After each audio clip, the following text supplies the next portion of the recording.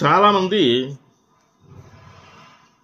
అంటే అందరూ కూడా గుడికి వెళ్ళినప్పుడు కానీ, ఇంట్లో దేవుడిని పూజ చేసినప్పుడు కానీ, అంటే రోజు కాదనుకోండి, ఆ పండగలప్పుడు లేదా ఇంకేదైనా సందర్భాల్లో కొబ్బరికాయలు కొడుతూ ఉంటారు.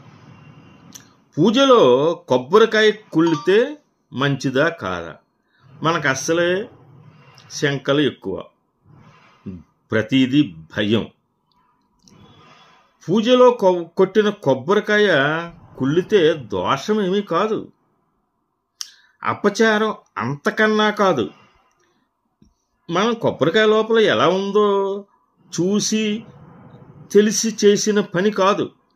కనుక దేవాలయాల్లో కానీ ఇంట్లో కానీ కొబ్బరికాయ కుళ్ళితే వెంటనే ఆ కాయను నీళ్లతో శుభ్రం చేసి మళ్ళీ మంత్రోచ్చారణ చేసి స్వామిని అలంకరిస్తారు.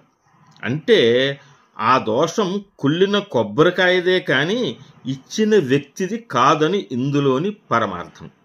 అలాగే ఇంట్లో పూజ చేసేటప్పుడు కొబ్బరికాయ కుళ్ళితే కుళ్ళిన భాగాన్ని తీసేసి కాళ్ళు చేతులు ముఖము కడుగుకొని పూజా మందిరాన్ని శుభ్రం చేసి మళ్ళీ పూజ ఆరంభించటం మంచిది. మానసికంగా కూడా మనకి చాలా ఒక సందేహం తీరిపోతుంది.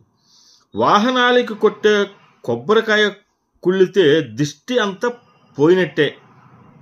అయినా సరే మళ్ళీ వాహనం కడిగి మళ్ళీ కొబ్బరికాయ కొట్టాలి. ఈ వీడియో లైక్ చేసి సబ్స్క్రైబ్ చేసుకోవాల్సిందిగా